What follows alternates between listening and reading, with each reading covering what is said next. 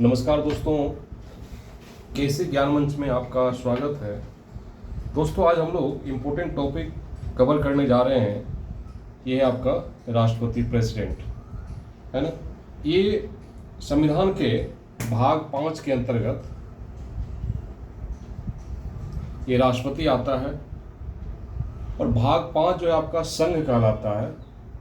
ठीक है, पहले हम इसको संघ को समझ लेते हैं। भाग 5 के अंतर्गत कितने आर्टिकल्स आते हैं। देखिए, भाग 5 जो संघ है आपका, संघ में टोटल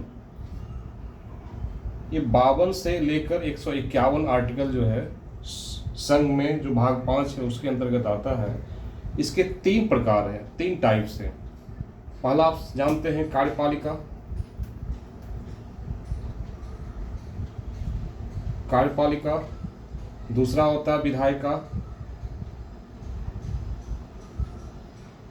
तीसरा होता है न्यायपालिका,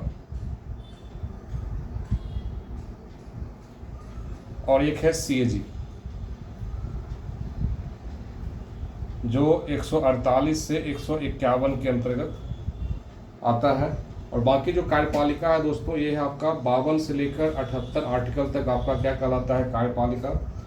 फिर विधायिका जो है 79 से 123 है, और न्यायपालिका जो है 124 से 147 है, और सीएजी जो है 148 से 151 है। दोस्तों, ये जो कार्यपालिका है, कार्यपालिका का मतलब होता है कार्य करने वाली शक्ति। और राष्ट्रपति जो होता है ये कार्यपालिका का प्रमुख माना जाता है।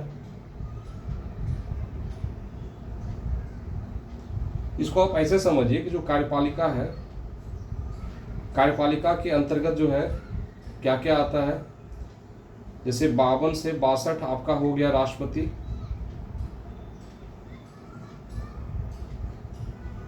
63 से 71 हो गया आपका उपराष्ट्रपति,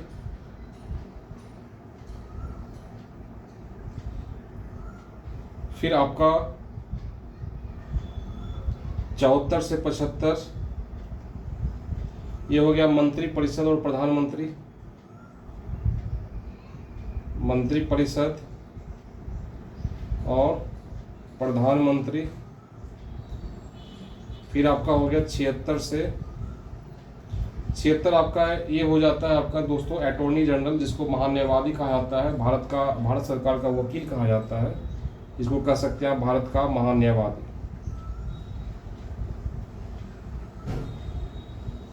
जिसको अटॉर्नी जनरल भी कहते हैं इंग्लिश में। और बाकी 77 और 78 जो है ये आपके आ जाते हैं भारत सरकार का कार्य संचालन। भारत सरकार का कार्य संचालन। दोस्तों, आज हम लोग क्या कि जो कार्यपालिका है इसमें हम लोग राष्ट्रपति को कवर करेंगे। इसमें टोटल 13 आर्टिकल है। फिर उसके बाद उपराष्ट्रपति देखेंगे, फिर मंत्री परिषद, प्रधानमंत्री, फिर अटॉर्नी जनरल, फिर उसके बाद लास्ट में ये सब वो छोटे आर्टिकल है। ठीक है, उसके बाद अपन पढ़ेंगे विधायिका। विधायिका के अंतर्गत आ जाएगा आपका संसद आ जाएगा। ठीक है, फिर आपका न्यायपालिका, न्यायपालिका के अंतर्गत आपका सुप्रीम कोर्ट आ जाता है। फिर आपका सीएजी आता है। तो हम लोग समझेंगे जो कार्यपालिका होता है, जो कार्य करने वाली शक्ति को कार्यपालिका। जिसे क्या होता है कि एक होता है, देखिए 3 चीज़ें इसमें। विधायिका होता है जहाँ विधि बनता है, जहाँ विधि का निर्माण होता है, विधि बनाने वाली शक्ति। एक होता है जहाँ न्याय मिलता है या न्याय दिलाने वाली शक्ति, और एक होता है जहाँ कार्य करने वाली शक्ति को कार्यपालिका कहते हैं। अब देखिए इसमें क्या है कि जैसे कार्य, जो भारत सरकार का जितना भी कार्य होता है वो सारे क्या होते हैं, राष्ट्रपति के नाम से होते हैं। अलग बात है कि वो राष्ट्रपति के पास पूरा अधिकार होता है, या तो खुद ही करे या फिर उसके जो अपने अधिकारीगण हैं, अधिकारी के माध्यम से वो जो है उस काम को करवा सकते हैं, या जो भी उसके अधीनस्थ होते हैं उसके माध्यम से वो काम करवा सकते हैं। तो आज हम लोग दोस्तों इसमें राष्ट्रपति देखेंगे 52 से 62 जो आर्टिकल है। ठीक है, इसको हम लोग रफ कर देते हैं। चलिए,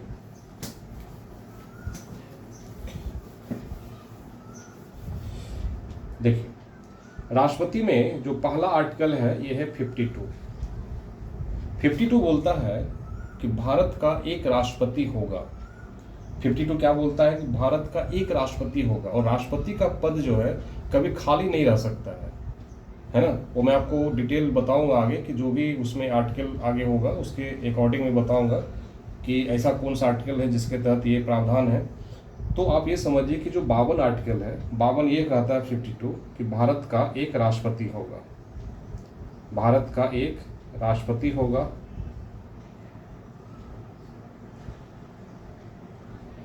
ठीक है, ये पद जो है कभी खाली नहीं रह सकता है,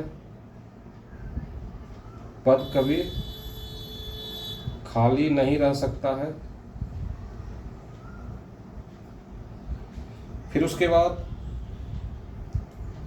ये जो राष्ट्रपति जो होता है ये भारत का प्रथम नागरिक कहलाता है।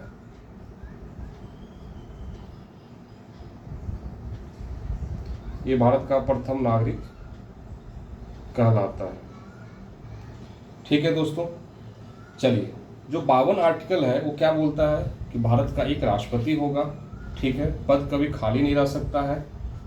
ठीक है, उसके बाद ये बोला गया है कि जो भारत का प्रथम नागरिक है वो कौन कहलाता है, राष्ट्रपति। चलिए, ये बहुत बेसिक आर्टिकल था, कई बार पूछ भी देता है कि जो 52 आर्टिकल है इसमें जैसे आप बताया गया कि भारत का एक राष्ट्रपति होगा, मतलब एक ही राष्ट्रपति होगा, ये पद कभी खाली नहीं रह सकता है। इसका मतलब ये हुआ एक राष्ट्रपति होगा, राष्ट्रपति का पद कभी खाली नहीं हो सकता है। ठीक है, फिर उसके बाद आता है आपका 53। 53 क्या बोलता है? 53 बोलता है कि जो संघ की जो कार्यपालिका शक्ति है ना, हम लोग क्या पढ़ रहे हैं अभी, कार्यपालिका पढ़ रहे हैं, तो जो संघ की जो कार्यपालिका शक्ति है वो किसमें, राष्ट्रपति में निहित होती है। संघ की कार्यपालिका शक्ति, संघ की कार्यपालिका शक्ति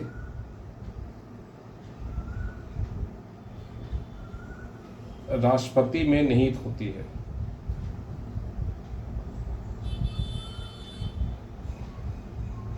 ठीक है, इसको आप ऐसे भी समझ सकते हैं कि अर्थात कह सकते हैं कि जो ये जो राष्ट्रपति जो पद होता है उसके पास पूरा पावर होता है, जो भी काम होगा वो राष्ट्रपति के नाम से ही होगा। अलग बात है कि राष्ट्रपति खुद नहीं करते हैं, वो क्या है कि अपने कुछ काम खुद भी कर लेते हैं, बाकी कुछ ऐसे होते हैं जो कि अपने जो उसके अधीनस्थ होते हैं उसके माध्यम से काम को करवाया जाता है, लेकिन ये नाममात्र के अध्यक्ष होते हैं। इसको आप ऐसे कह सकते हैं, नाममात्र का अध्यक्ष राष्ट्रपति को कहा गया है, लेकिन वास्तविक अध्यक्ष जो होता है, वास्तविक अध्यक्ष ये कौन होता है, प्रधानमंत्री होता है।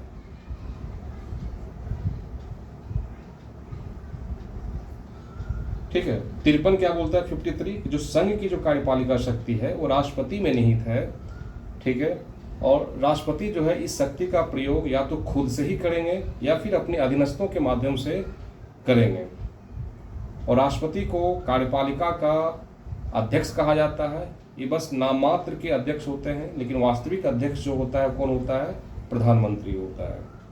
ठीक है, अब हम बात करते हैं 54। 54 होता है, हाँ इसमें आप कुछ इसके क्लॉज वगैरह भी हैं, क्लॉज को आप देख सकते हैं। क्लॉज में देखिए 53 में 3 क्लॉज है। ठीक है, उस क्लॉज में एक करके हम बता देते हैं आपको। ये 53 में ये क्या है कि आपका 1 क्लॉज, 53 क्लॉज 1, अब 53 क्लॉज 2 की बात करते हैं। देखिए 53 क्लॉज 2 क्या बोलता है कि राष्ट्रपति जो है जितने भी भारत के जो आप रक्षा बल देखते हैं, जैसे आपका हो गया आर्मी हो गया, नेवी हो गया, एयरफोर्स हो गया, तीनों के सर्वोच्च होते हैं। मतलब कि तीनों के क्या होते हैं, सर्वोच्च सेनापति कहलाते हैं। ये किस में है, 53 आर्टिकल 2 में, इस क्लॉज 2 में है। इसमें क्या है कि राष्ट्रपति जो है, राष्ट्रपति भारत के जो रक्षा बल है, रक्षा बल जिसमें आपका हो गया ये नेवी, आर्मी और एयरफोर्स, ये तीनों के क्या है, एक सर्वोच्च सेनापति कहलाते हैं। सर्वोच्च सेनापति कहलाते हैं।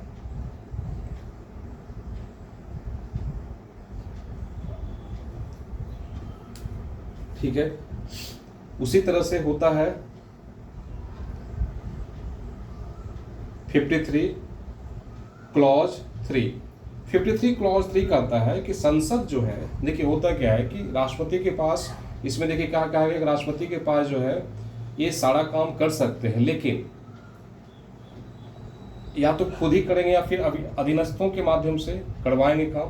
ठीक है, लेकिन 53 क्लॉज 3 में साफ लिखा गया है, इसमें बोला गया है कि संसद जो है कानून बनाकर राष्ट्रपति के अलावा भी किसी अन्य प्राधिकारी को भी कुछ कार्यकारी शक्तियां सौंप सकती है।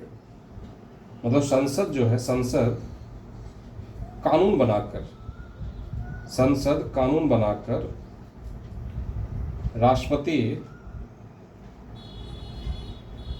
के अलावा जो भी अधीनस्थ है, किसी अन्य अधीनस्थ को या प्राधिकारी को कह सकते हो, कार्यपालिका शक्तियां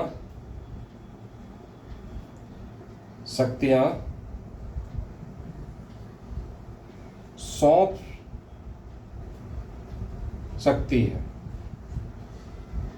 जैसे दोस्तों भारत क्या है कि देखिए आप समझिए कि भारत जो है एक बहुत बड़ा देश है और इसमें बहुत सारे फंक्शन काम करते हैं, बहुत सारे इसमें प्रशासन काम करते हैं, बहुत सारे इसमें योजनाएं हैं, बहुत सारी इसमें नीति है। तो सारी चीज़ राष्ट्रपति खुद नहीं कर सकते। जैसे मान लीजिए, सपोज कीजिए कि एक पूरे भारत में चुनाव करवाना है ना, तो उसके लिए क्या होता है, चुनाव आयोग का गठन किया जाता है। ठीक है, और चुनाव आयोग कौन गठन करता है, तो राष्ट्रपति गठन करते हैं। इसी तरह से देखिए पूरे भारत में जो डीएम होता है, जो कमिश्नर होता है, ये सब का कौन गठन करते हैं, सब राष्ट्रपति करते हैं। आप देखते होंगे कि जब भी डीएम का जो ट्रेनिंग पूरा होता है तो उसमें राष्ट्रपति संबोधन करते हैं, है ना, क्योंकि वो इनके क्या है, प्राधिकारी है। संसद जो है, इससे देखिए दोस्तों यहाँ पे कुछ क्वेश्चन आप एराइज कर सकते हैं कि क्या इससे राष्ट्रपति के अधिकार कम तो नहीं होंगे। नहीं, अधिकार कम नहीं है। आप सपोज कीजिए कि आपके घर में एक बुजुर्ग आदमी है, दादाजी हैं, वो सारा काम तो खुद नहीं कर सकते हैं, तो कुछ काम क्या होता है कि अपने परिवार में, बेटा में, बेटी में, पोता में बांट देते हैं कि तुमको ये करना, वो करना। उससे क्या होगा, उनके अधिकार कम हो जाते हैं। नहीं, अधिकार कम नहीं होते हैं, वो पूरे घर के मालिक वही हैं, बट क्या है कि काम करने से क्या होता है, क्लैरिटी आती है। जैसे मान लीजिए कि राष्ट्रपति चुनाव आयोग की नियुक्ति करते हैं, राष्ट्रपति जो है हर एक राज्य में एक राज्यपाल की नियुक्ति करते हैं।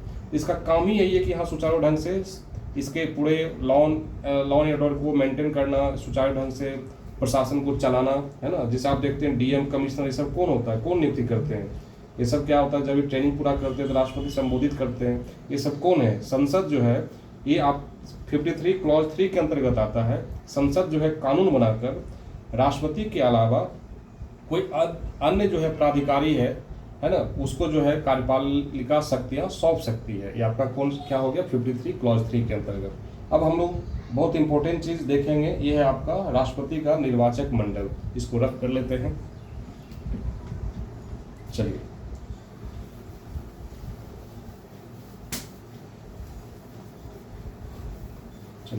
अब देखेंगे 54 में आपका हो गया राष्ट्रपति का निर्वाचन मंडल। निर्वाचक मंडल मतलब कि राष्ट्रपति का चुनाव कैसे होता है, क्या प्रोसेस होता है, उसमें राष्ट्रपति का जो चुनाव होता है वो कैसा होता है, वो प्रत्यक्ष होता है या वो अप्रत्यक्ष होता है, उसमें कौन कौन भाग लेता है, वही आपका निर्वाचक मंडल। मंडल मीन्स क्या होता है, समूह होता है। ठीक है, कौन कौन राष्ट्रपति को चुनाव में भाग लेते हैं, कौन कौन भाग नहीं लेते हैं। देखिए, इसमें निर्वाचक मंडल में जनरली 3 लोग शामिल होते हैं। 3 लोग नहीं, मतलब 3 आप समझ सकते हैं कि 3 कैटेगरी होते हैं इसमें। पहला होता है संसद, दूसरा होता है विधानमंडल, और तीसरा होता है दिल्ली और पुडुचेरी की विधानसभा।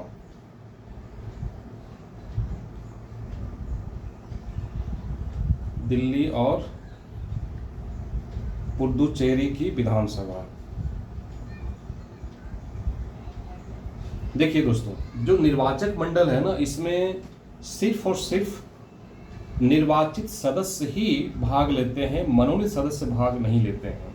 जो विधानमंडल हो गया, मतलब राज्य का विधानमंडल माने राज्य का विधानसभा, इसको आप ऐसे लिखिए। विधानमंडल में कहीं कहीं विधान परिषद भी आ जाता है, उसको आपको नहीं परिषद जोड़ना है, अभी हम बताएंगे परिषद क्यों नहीं जोड़ा जाता है। देखिए इसको ऐसे समझिए, राज्य का विधानसभा, ठीक है। ये संसद हो गया। संसद में दो पार्ट होते हैं, एक होता है आपका लोकसभा, एक होता है आपका राज्यसभा। जो राज्य का विधानसभा है, इसमें सिर्फ और सिर्फ कौन सा कंसिडर होगा, ये सिर्फ और सिर्फ जिसको आप एमएलए कहते हैं, जिसको आप कहते हैं विधायक कहते हैं, मेंबर ऑफ लेजिस्लेटिव असेंबली, है ना, एमएलए कह लीजिए आप, ठीक है। और दिल्ली और पुदुचेरी की विधानसभा, इन दोनों के क्या होंगे, एमएलए, ठीक है। और देखिए फ्यूचर में, इन फ्यूचर होगा, क्योंकि अभी जम्मू कश्मीर को नहीं जोड़ा गया है। जम्मू कश्मीर जो है इन फ्यूचर जुड़ेगा, क्योंकि यहाँ भी जो है विधानसभाएं होती है, ठीक है। पहले क्या कि ये तो राज्य में ही था, अभी क्या कि ये जब 370 जब हटा, फिर इसको क्या कर दिया गया, इसको ये दिल्ली जैसा जो है आपका केंद्र शासित प्रदेश कर दिया गया। देखिए यहाँ हमेशा आपको याद रखना है कि जो संसद है, इसमें निर्वाचित की बात किया जा रहा है, निर्वाचित, मनोनीत नहीं करना है। निर्वाचक मंडल में क्या होना चाहिए, सारे संसद के जो लोकसभा और राज्यसभा के जो मेंबर है वो सारे कौन होना चाहिए, निर्वाचित, जो इलेक्टेड होते हैं, है ना। और राज्य का विधानसभा जो इलेक्टेड होते हैं, दिल्ली और पुदुचेरी की विधानसभा के जो मेंबर हैं, जो इलेक्टेड मेंबर हैं, है ना, वो इसमें शामिल होते हैं। अब देखिए होता क्या है कि टोटल जो है 6 राज्य में विधान परिषद भी है। टोटल जो है 6 राज्य में विधान परिषद एमएलसी है, टोटल 6 राज्य में, ठीक है। जैसे आपको पता है बिहार हो गया, यूपी हो गया, आपका कर्नाटका हो गया, आपका महाराष्ट्र हो गया, आपका ये आंध्रा हो गया, आंध्र प्रदेश, और एक आपका है तेलंगाना। ये टोटल 6 राज्य है जहां विधान परिषद भी है। अब देखिए होता क्या है कि अब इसमें ये क्या कि विधान परिषद पूरे देश में नहीं है, ये किसी कुछ राज्य में है, जो 6 राज्य है। तो यहाँ से क्या होगा कि अगर मान लीजिए कि कहीं रूलिंग पार्टी, कोई एक ऐसा पार्टी का उम्मीदवार हो, ऐसा पार्टी है जहाँ की मान लीजिए कि रूलिंग पार्टी जो है, अभी मान लीजिए कि एनडीए की सरकार है, ठीक है। अब इस 6 जगह भी जो है मान लीजिए कि सारा उसी का सरकार अगर हो, तो उसमें क्या होगा कि इसको राष्ट्रपति को ये लोग ज़्यादा संबोधित करेंगे। फिर क्या होगा कि दोनों में सिमिलरिटी नहीं आ पाएगी। दोनों में क्या है कि जो भी उम्मीदवार होंगे, दोनों में पक्षपात हो जाएगा, है ना, दोनों के बीच पक्षपात हो जाएगा कि नहीं, उसको जो है पहले से इतना मिला, क्योंकि ये पूरे देश में एमएलसी नहीं है, इसलिए इसको क्या कंसिडर नहीं किया जाता है। और यहाँ पर देखिए सिर्फ निर्वाचित इसलिए किया जाता है क्योंकि निर्वाचित जो होता है वो जनता के द्वारा प्रत्यक्ष रूप से चुने हुए मेंबर होते हैं, ठीक है। और मनोनीत को इसलिए कंसिडर नहीं किया जाता क्योंकि मनोनीत जो है राष्ट्रपति ही जो है मनोनीत करते हैं। तो फिर क्या होगा, पक्षपात हो जाएगा, क्योंकि 12 टोटल जो है, जैसे लोकसभा है, लोकसभा में टोटल लोकसभा में टोटल 545 उम्मीदवार 545 जो है एमपी जो है बन के जाते थे, 545, ठीक है। अब इसमें प्रॉब्लम क्या हुआ कि एक संविधान संशोधन होता है, 104वां संविधान संशोधन 2020, उसमें क्या होता है कि जो 2 एंग्लो इंडियन था, है ना, एंग्लो इंडियन बोलते हैं कि पहले हमारा देश जो है जब हमारा देश गुलाम था तो अंग्रेज हमारे देश पे शासन करती थी, अंग्रेज। तो उसमें कई सारे अंग्रेज क्या करते थे कि भारत में ही रह जाते थे और यहीं जो है वो शादी ब्याह कर लेते थे, फिर यहीं जो है उनका बेटा बेटी जो भी होता था वो उनको एंग्लो इंडियन कहलाते थे।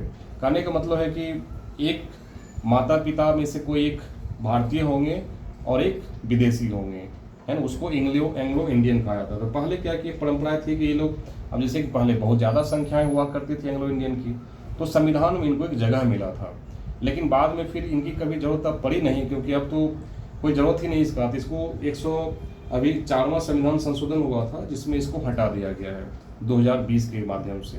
अब टोटल जो है हमारे पास टोटल कितने मेंबर हो गए, 543 मेंबर हैं, ठीक है, 543 मेंबर हैं।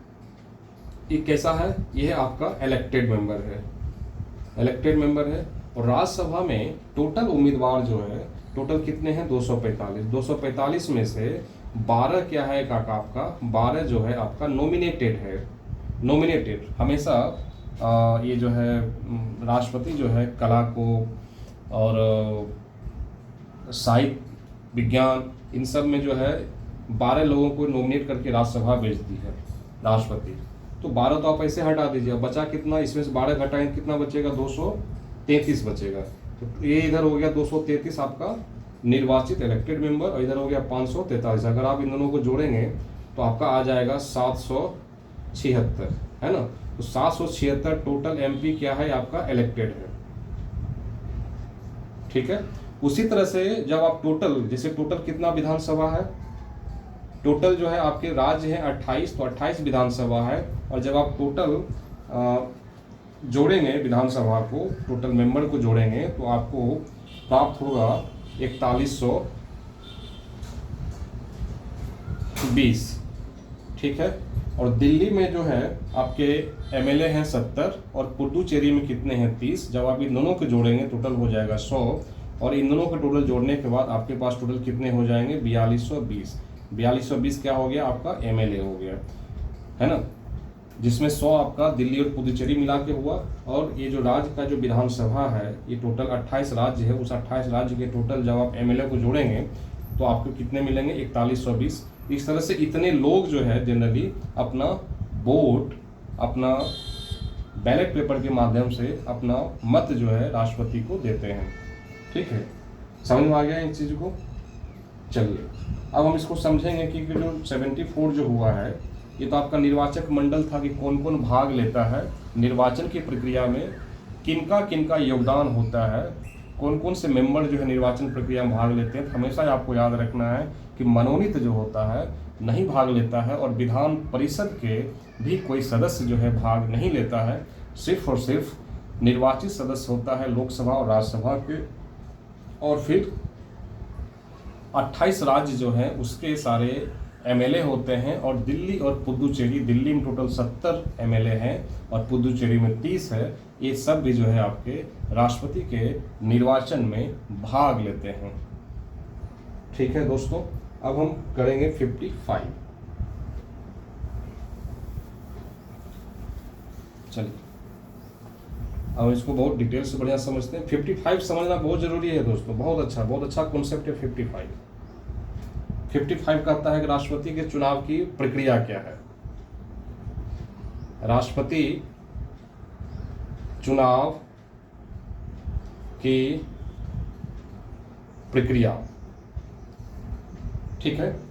देखिए जो राष्ट्रपति का चुनाव होता है, आपको क्या लगता है दोस्तों कैसा होता होगा, मतलब कि एक ईवीएम मशीन रहता होगा, उस पर आप अपना अंगूठा दबाएंगे या उस पर जो उसके सामने जो सिंबल होता है उस पर दबाएंगे तो टोटो करेगा, है ना, तब वोट चला जाएगा। ऐसा नहीं होता है। मतलब आप साफ अक्षरों में समझिए कि ईवीएम का यूज नहीं होता है, आज भी बैलेट पेपर का यूज किया जाता है राष्ट्रपति के चुनाव में। ठीक है, मतलब आप साफ कर सकते हैं कि ईवीएम नहीं, क्या होता है, बैलेट पेपर, बैलेट पेपर का प्रयोग। ठीक है। अब आप जनरली आप जानते हैं कि आपने जितना भी आप चुनाव देखते हैं जिसमें आपका प्रत्यक्ष अधिकार होता है, प्रत्यक्ष अधिकार का मतलब जिसमें आपको वोट देने का पूरा अधिकार है, अपना मत देने का पूरा अधिकार है, जो अपना मताधिकार का प्रयोग करने का अधिकार होता है, उस सब में आपने क्या देखता होगा कि जिसको बहुमत आ गया वही जीत जाता है ना। उसका एक टर्मिनोलॉजी है पॉलिटी में जिसे कहा जाता है फर्स्ट पास्ट द पोस्ट, मतलब FP मतलब इसका मतलब ये होता है कि जिसको बहुमत मिला वो जीत गया, जिसको बहुमत मिला वो जीत गया। ये किसमें होता है, जनरल इलेक्शन, मतलब राष्ट्रपति को छोड़ के, उपराष्ट्रपति को छोड़ के, और जो आपके विधान परिषद का जो चुनाव होता है उसको छोड़ के, इस सब में जो है आपका दोस्तों यही रूल फॉलो होता है फर्स्ट पास्ट द पोस्ट। अब इसमें देखो होता क्या है कि मान लीजिए कि आप टोटल 10 मेंबर खड़ा हुआ है, ठीक है, A B C D E F G H I जो भी है।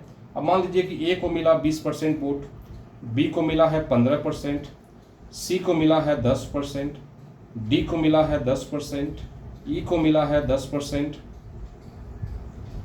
फिर एफ को मिला है 15%, जी को मिला है, इस तरह से कितना हो गया 30, 30, 60, 20, 80, ये 10%, ये 10%। अब देखो दोस्तों 10 कैंडिडेट टोटल खड़े हुए हैं, इसमें से जो जनरल इलेक्शन होता है, चाहे आप मुखिया के चुनाव देख लीजिए, चाहे आप वार्ड पार्षद के देख लीजिए, चाहे आप पंचायत नगर पालिका किसी भी चुनाव देख लीजिए, चाहे आप एमएलए का चुनाव देख लीजिए, चाहे आप एमपी का चुनाव, जिसमें आप प्रत्यक्ष रूप से आप वोट करते हैं, उसमें जनरली यही होता है कि फर्स्ट पास्ट द पोस्ट, मतलब जिसकी बहुमत उसकी सरकार।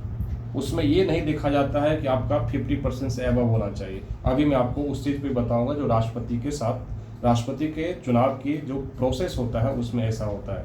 समझ में आ गया दोस्तों। जो जनरली जो नॉर्मल चुनाव होता है उसमें क्या होता है कि जिसकी बहुमत होती है, अगर मान लीजिए कि ए का बहुमत कितना है 20% और बी का कितना है 15%, ठीक है, तो कहने का मतलब 20% वाला क्या हो जाएगा, इसमें विजयी घोषित कर दिया जाएगा, विजयी घोषित कर दिया जाएगा, ठीक है। और बाकी देखिए 20% ही मिला, बाकी 80% इसको नहीं चाहा ना। समझ रहे हैं कितना खतरनाक चीज़ है ये। मतलब चाहने वाले मात्र 20% है, फिर भी वो विजय है, नहीं चाहने वाले 80% है। तो ये जनरल इलेक्शन में होता है, जिसमें कि आप प्रत्यक्ष रूप से अपने मत का प्रयोग करते हैं, जिसमें आपका अब क्या है कि जो राष्ट्रपति का जो चुनाव होता है, मैंने आपको बताया कि उसमें आप डायरेक्ट जो है अपना वोट नहीं देते हैं, आपके द्वारा चुने गए प्रतिनिधि वो वोट करते हैं, जिसको कहते हैं अप्रत्यक्ष चुनाव, व प्रत्यक्ष मत का प्रयोग करना। मतलब कि जो जनता है वो अपने अप्रत्यक्ष रूप से मत का प्रयोग करते हैं, उनका डायरेक्टली जो है इसमें मत का प्रयोग नहीं होता है, जो हाँ, तो इसको हम समझते हैं, समझ में आ गया। प्रत्यक्ष ये अप्रत्यक्ष रूप से वोट दिया जाता है इसमें। अब देखिए राष्ट्रपति के जो चुनाव की जो प्रक्रिया है, राष्ट्रपति के चुनाव जो होता है उसमें कंपलसरी है कि इसमें जो विनर होगा राष्ट्रपति के चुनाव में, राष्ट्रपति के चुनाव में विजेता उसी को घोषित किया जाएगा जिसको 50% + 1 का बहुमत प्राप्त हो। 50% + 1 का बहुमत प्राप्त होना चाहिए। ऐसा नहीं कि 20% वाला जो है ये हो जाएगा, वो हम ये बताएंगे अभी उसका प्रोसेस क्या होता है, कैसे ये 50% कन्वर्ट होगा, ठीक है। चलिए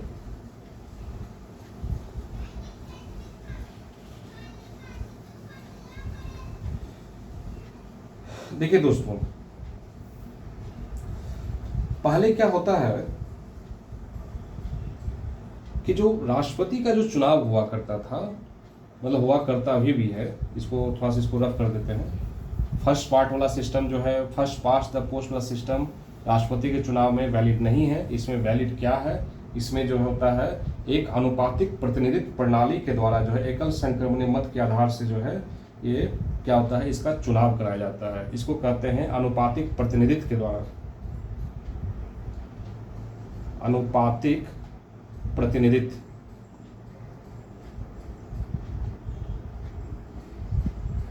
के द्वारा। ये अनुपातिक प्रतिनिधि एक प्रणाली है ना। और इसके द्वारा क्या होता है कि एकल संक्रमणीय मत प्रणाली होता है, एकल संक्रमणीय मत प्रणाली, सिंगल ट्रांसफरेबल सिस्टम जिसको बोलते हैं, है ना। ये एक्चुअली सिंगल ट्रांसफरेबल सिस्टम ये लिया गया है आयरलैंड से, है ना। भारत के संविधान में कहाँ से लिया गया, ये आयरलैंड से लिया गया है, ठीक है।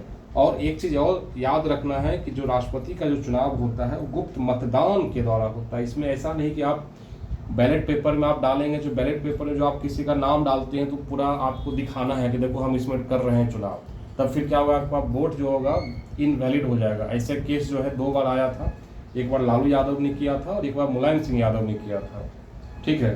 तो बैलेट पेपर उनका जो मत था वो क्या हो गया था, कैंसिल हो गया था, इसमें क्या होता है, गुप्त मतदान किया जाता है,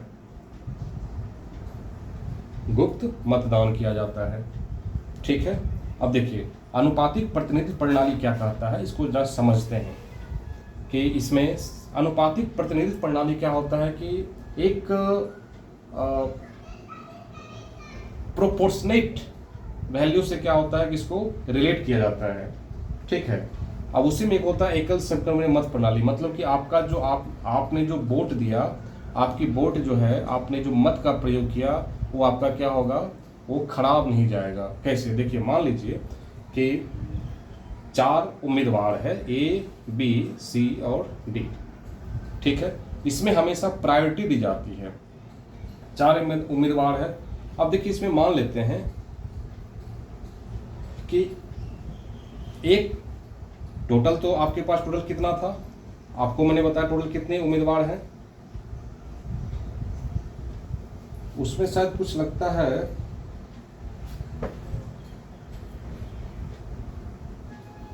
अच्छा टोटल उसमें, हाँ ऐसे देखिए टोटल इसमें, हाँ जैसे ये ए बी सी डी है आपके। ठीक है, एकल संक्रमणीय मत प्रणाली जो है आयरलैंड का, इसमें क्या है, ए बी सी डी है। ठीक है, मान लेते हैं कि 4 उम्मीदवार है और बहुत सारे कैंडिडेट जो है अपना मत का प्रयोग करेंगे, तो वहाँ पे क्या है कि जितना उम्मीदवार है उतना जो है आपको प्रायोरिटी लिखना है। जैसे मान लीजिए किसी ने ए को जो है 1 लिखा, बी को जो है सेकंड प्रायोरिटी पे रखा, सी को थर्ड प्रायोरिटी पे और डी को फोर्थ प्रायोरिटी पे। फिर कोई दूसरा उम्मीदवार होगा, ए को क्या लिखेगा, सेकंड प्रायोरिटी पे, बी को 1 लिखेगा, इसको थर्ड और इसको 4। कोई तीसरा उम्मीदवार होगा, इसको थर्ड पे रखेगा, इसको 2 पे, इसको 1 पे। फिर उसी तरह से कोई चौथा उम्मीदवार होगा, इसको मान लेते हैं 1 पे रखेगा, इसको फिर से 1 पे, इसको मान लीजिए सेकंड पे रखेगा, इसको थर्ड, फोर्थ पे, इसको थर्ड पे। इस तरह से प्रायोरिटी आपको देना है। मतलब प्रायोरिटी का मतलब ये होता है कि आपका वोट जो है बर्बाद नहीं जाना चाहिए। कहने का मतलब इसमें क्या होता है कि हमको चाहिए कितना, 50% + 1। ये कोई बहुमत के आधार पे तो यहाँ पे होगा नहीं कि 20% वाला राष्ट्रपति बन सकता, नहीं, 50% + 1 तो चाहिए ही चाहिए उसको। तो उस कंडीशन में क्या होता है, इसे सपोज कीजिए कि यहाँ पे टोटल 1 रैंक वाले कितने हैं, 1 रैंक वाले ये जो है 2 है, और फिर इसमें कितने हैं 1 रैंक वाले, 1 है। फिर 1 रैंक वाले कितने हैं, पहली पसंद वाले 1, इसमें भी 1 है, इसमें कोई नहीं है। ठीक है, अब फिर देखा जाएगा सेकंड पोजीशन, सेकंड जो प्रायोरिटी है, सेकंड प्रायोरिटी वाले इसमें कौन कौन है, तो सेकंड प्रायोरिटी वाले देखा जाएगा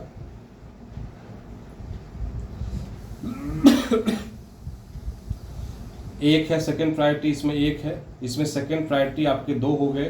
फिर इसमें सेकंड प्रायोरिटी 1 भी नहीं है, इसमें भी 1 नहीं है। अब देखो होता क्या है कि जो पूरा जो ये वाला है ना, ये जो वोट इनको जो मिला है, जो डी को जो वोट मिला है और एक सी को जो वोट मिला है, ट्रांसफ़र हो जाएगा आपके किसमें हो जाएगा, जिसको 1 में। ठीक है, फिर उसके बाद ये प्रोसेस चलता रहेगा। देखिए इसमें होता क्या है, इसको और डिटेल्स हम समझाते हैं, शायद आपको समझ में नहीं आ रहा होगा। सिंगल ट्रांसफेरेबल क्या है, देखिए सिंगल ट्रांसफेरेबल जो एकल संक्रमणीय मत प्रणाली जो होता है, इसमें आप ऐसे समझिए, आपको समझना क्या है कि मान लीजिए कि कोई 3 कैंडिडेट है, एक राम है, एक लक्ष्मण है, एक भरत है। ठीक है, 3 कैंडिडेट है और टोटल मेंबर कितना है, टोटल मेंबर जो है आपको पता है कि 776 और प्लस इतना मेंबर तो है। उसको भी बताएंगे कैसे काउंट किया जाता है। मान लेते हैं टोटल जो है आपके हो गए 776 और प्लस 4220 मेंबर, इतने हैं, इतना को वोट तो करना है। ठीक है, अब क्या करेंगे कि मान लेते हैं कि पहला आदमी जो है राम को वोट किया, बोला कि राम हमारी पहली चॉइस है, हम चाहते हैं कि राम ही जो है वो राष्ट्रपति बने। दूसरा का आदमी आएगा, वो भी बोलेगा कि हमारा पहला चॉइस जो है रामे है। फिर दूसरा का चॉइस क्या होगा, वो दूसरा का चॉइस बोल रहा है कि लक्ष्मण दूसरा का चॉइस, अगर ये नहीं जीता तो लक्ष्मण जीतना चाहिए, नहीं तो भरत जीतना चाहिए। फिर दूसरा का जो आदमी वोट किया है वो बोलेगा कि नहीं हमारा पहला चॉइस राम तो है, लेकिन दूसरा का पे हम भरत को रखेंगे। फिर तीसरा का आदमी बोलेगा नहीं पहला पसंद हमको जो है भरत ही है, इसको हम राम को 3rd नंबर पर रखेंगे। इस तरह से चलते जाएगा। तो इसमें एक काउंट किया जाएगा कि आखिर देखा जाएगा कि जो पहला जो है वोट जो मिला है ये राम को कितना मिला है। मान लेते हैं कि इसके पास टोटल मान लेते हैं कि 40% वोट मिला, इसको मिला 35% और इसको मिला 25%। ठीक है, ठीक है। अब क्या होगा कि ये जो वोट है ये ट्रांसफ़र हो जाएगा। ये बोलेगा कि जब नहीं तुम हटो, तुम्हारा कोई अब खेला है नहीं है, अब तुम्हारा वोट क्या होगा, ट्रांसफ़र होगा। ठीक है, ट्रांसफ़र किसमें कैसे प्रायोरिटी देखा जाएगा, फर्स्ट वाला तो हो गया, और सेकंड वाला में देखा जाएगा कि सेकंड जो है क्या क्या चूज किया है सेकंड नंबर पे। तो सेकंड नंबर तो इसमें कुछ है ही नहीं, सेकंड नंबर तो थर्ड नंबर चूज किया, सेकंड नंबर इसमें है, तो सारा ट्रांसफ़र किस में हो जाएगा, इसमें। इस तरह से कौन जीत जाएगा, लक्ष्मण जीत जाएगा। समझ में आ रहा है।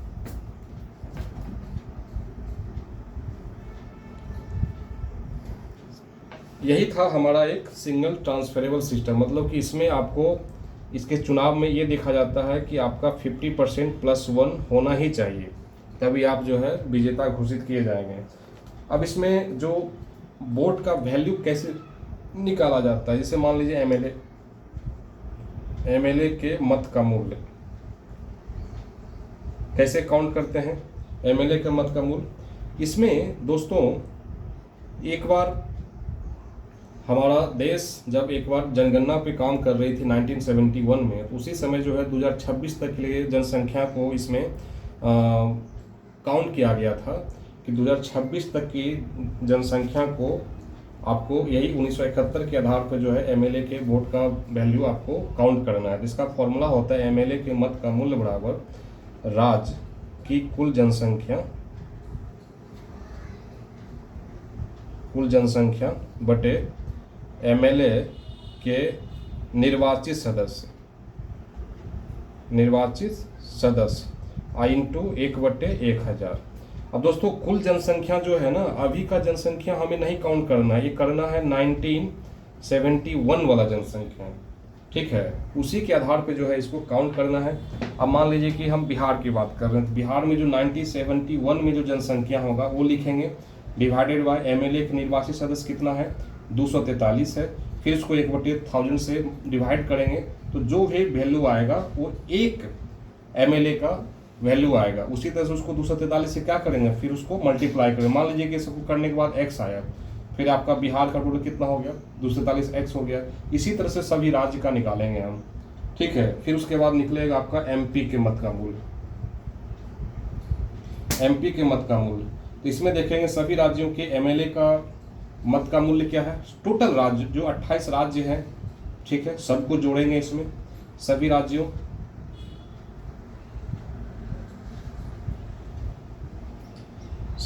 के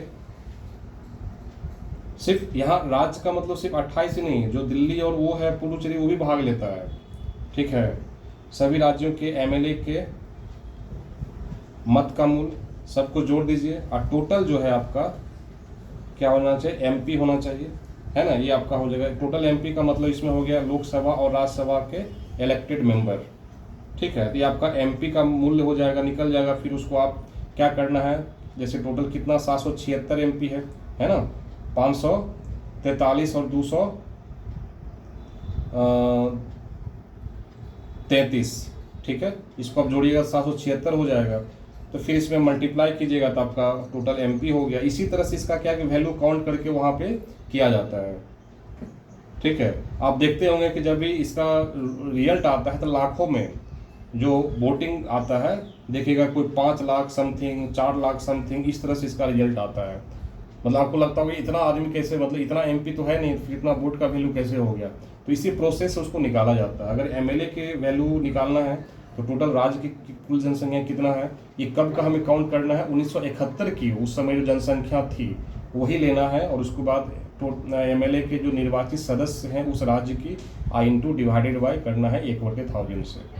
ठीक है, उसी तरह से एमपी के लिए करना है कि सभी राज्य के एमएलए के मत का मूल्य कितना है, सबको जोड़ दीजिए, उसके बाद टोटल एमपी कितना है डिवाइड कीजिए, उससे एक एमपी का वोट का वैल्यू निकलेगा, फिर उसको 776 से मल्टीप्लाई करके, है ना।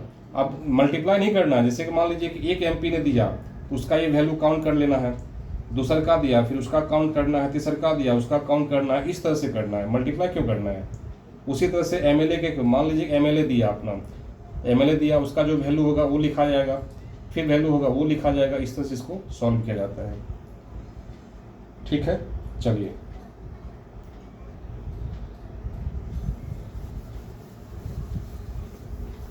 ये आपका हो गया 55 हो गया। अब अपन देखते हैं 56 को। दोस्तों जो भी हमारे चैनल पर नए हैं, चैनल को सब्सक्राइब कर दीजिए। अभी एक्चुअली नए ही होंगे, ये हमारा पहला वीडियो ही है, लॉन्ग वीडियो, और हम पूरा कोशिश करेंगे आपको बेस्ट कॉन्सेप्ट देने के लिए। और हमारी पूरी कोशिश रहेगी जो अभी हमारा जो पॉलिटी का जो सीरीज है उसमें हम लक्ष्मीकांत और एनसीईआरटी दोनों का निचोड़ आपके सामने हम पेश करेंगे। काफ़ी अच्छा कॉन्सेप्ट के साथ हम आपको पढ़ाने की कोशिश करेंगे। ठीक है, आप लोग बस जुड़े रहिए चैनल पे और सब्सक्राइब कीजिए और शेयर कीजिए अपने दोस्तों के साथ। ठीक है, चलिए अब हम देखते हैं 56 आर्टिकल क्या कहता है। 56 बोलता है राष्ट्रपति का कार्यकाल। राष्ट्रपति का कार्यकाल मतलब कि राष्ट्रपति का कार्यकाल क्या है, राष्ट्रपति कब कब तक काम कर सकता है। देखिए इसमें भी कुछ क्लाउज है। ठीक है, इसमें क्लाउज क्या क्या है, इसमें 56(1) के अंतर्गत 3 क्लॉज है, जिसमें कि आपका है, पहला है कि देखिए सिंपल तो ऐसे किताब में लिखा रहता है कि जब से राष्ट्रपति अपना पद ग्रहण करेंगे, ठीक है, तब से 5 वर्ष तक का जो कार्यकाल होगा वो राष्ट्रपति का कार्यकाल कहलाता है, जिसको 56 क्लॉज 1 के अंतर्गत ये बताया गया है कि जो राष्ट्रपति का जो कार्यकाल है वो पद ग्रहण करने से 5 वर्ष तक का टाइम जो होता है, पद ग्रहण करने से 5 वर्ष तक का कार्यकाल। लेकिन दोस्तों इसमें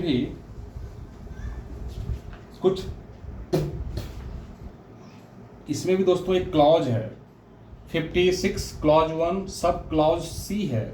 इसमें बताया गया है कि अगर 5 वर्ष पूरे हो गए हैं लेकिन फिर भी उत्तराधिकारी कोई नहीं आया है तो इसको तब तक अपने पद पर बने रहना है जब तक कि कोई उत्तराधिकारी जो है राष्ट्रपति की शपथ न ले ले। समझ में आ रहा है, मतलब कि छोड़ना नहीं है, जो कितना बड़ा पद है कुछ भी छोड़ सकते हो, राष्ट्रपति का पद नहीं छोड़ना है। मतलब राष्ट्रपति एक दिन भी जो है बिना राष्ट्रपति के हमारा भारत नहीं चल सकता है। ये बताता है हमारा राष्ट्रपति का क्या इम्पोर्टेंस है। ठीक है, अलग बात है कि इनको नाम मात्र का अध्यक्ष बोला जाता है, लेकिन पावर देखते हो गजब का है। मतलब एक भी दिन जो है हमारा देश बिना राष्ट्रपति के नहीं रह सकता। प्रधानमंत्री रहा, राष्ट्रपति शासन लग गया, बिना प्रधानमंत्री को चलता है, लेकिन राष्ट्रपति नहीं बाबू, राष्ट्रपति नहीं। वही सब क्लॉज 1 में दिया गया, 56 क्लॉज 1 सब क्लॉज सी में है कि अभी 5 वर्ष पूरे हो गए हैं तब भी अगर राष्ट्रपति अगर अपना पद ग्रहण नहीं करता है तब तक ये बने रहेंगे। तो हम यहाँ लिख देते हैं 56 क्लॉज 1 सब क्लॉज सी में कि यदि 5 वर्ष पूरे होने के बाद भी राष्ट्रपति अपना पद की शपथ या पद ग्रहण कह लो, पद ग्रहण नहीं करता है तो राष्ट्रपति तब तक बने रहेंगे पद पर। पूर्व राष्ट्रपति कह लो, पूर्व राष्ट्रपति अपने पद पर बने रहेंगे।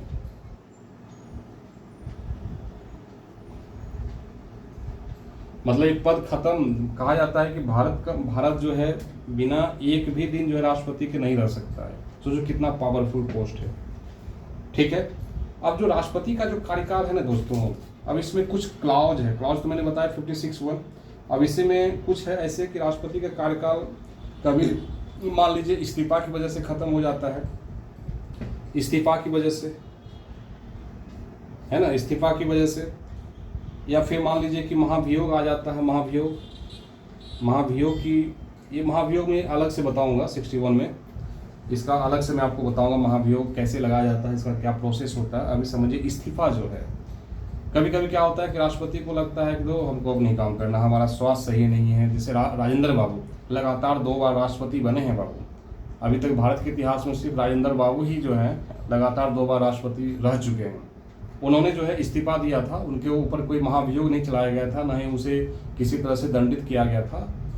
दंडित का मतलब यहाँ पे कोई, आप दुनिया में कोई भी क्राइम कर लीजिए, कोई दिक्कत नहीं, सिर्फ एक ही प्रोसेस होता है राष्ट्रपति को हटाने का, वो है महाभियोग। जब आप संविधान का उल्लंघन करेंगे, है ना, वो मैं आपको बताऊंगा डिटेल से कि एक्चुअली यही प्रोसेस क्यों होता है। तो इसमें मान लीजिए इस्तीफा अगर राष्ट्रपति देना चाहेगा, कभी उस समय राजेंद्र बाबू स्वास्थ्य समस्या को लेकर इस्तीफा दे दिए थे, तो हमेशा याद रखिएगा कि राष्ट्रपति जो होता है इस्तीफा किसको देगा, उपराष्ट्रपति को। और उपराष्ट्रपति जो है ये इस्तीफा किसको सूचना करेगा, लोकसभा के अध्यक्ष को। लोकसभा के अध्यक्ष को सूचना करेगा, सूचित करेगा, सूचना देगा मतलब, ठीक है। अगर मान लीजिए कि उपराष्ट्रपति अब्सेंट है तो यहाँ पे फिर क्या हो जाएगा, CJI हो जाए, चीफ जस्टिस ऑफ इंडिया। अगर ये भी अब्सेंट है तो इसके जो वरिष्ठ न्यायाधीश होंगे, वरिष्ठ न्यायाधीश, फिर क्या होगा, उसको जो है ये अपना इस्तीफा सौंपेंगे, ठीक है। ऐसा देखो पहली बार ऐसा हुआ था दोस्तों कि उपराष्ट्रपति गायब हो गए थे। गायब का मतलब क्या कि राष्ट्रपति की मृत्यु हो गई थी, जो डॉक्टर जाकिर हुसैन थे, उनकी मृत्यु हो जाने के बाद क्या है कि जो उपराष्ट्रपति जो है तुरंत उनका कार्य संभाल लिए थे, राष्ट्रपति का कार्यवाहक राष्ट्रपति के तौर पे जो है उस समय बेबी गिरी जो है उपराष्ट्रपति हुआ करते थे, वो इनका कार्यभार संभाले थे। तो जो यहाँ पे CJI जो था कि मोहम्मद हिदायतुल्लाह, ये फिर क्या हुआ कि यहाँ पे फिर क्या हुआ कि इनका चुनाव हो जाता है। चुनाव होता है तो ये क्या है कि उपराष्ट्रपति से सीधे राष्ट्रपति बन जाते हैं बेबी गिरी, है ना। तो फिर ये पद जो होता है उपराष्ट्रपति वाला क्या होता है, खाली हो जाता है, ठीक है। तो CJI जो है क्या करते हैं, इसका संभालते हैं इसको।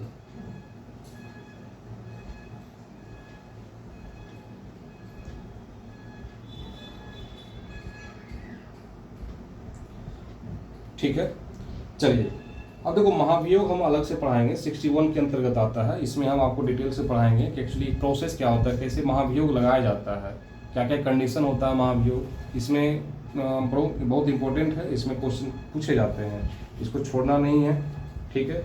और मृत्यु समझ ही रहे, मृत्यु हो जाने के बाद भी आपका कार्यकाल खत्म हो सकता है, हो ही जाएगा। जब आप मर ही जाओगे तो फिर कार्यकाल कहाँ से बचेगा, ठीक है। अब हम बात करते हैं 57 बात करते हैं कि रहने दे, बहुत ज़्यादा लंबा वीडियो हो गया। हाँ भाई बहुत 57 कर लें, चलो रहने देते हैं आज। 57 हम नेक्स्ट क्लास में देखेंगे, बहुत लंबा वीडियो हो जाएगा।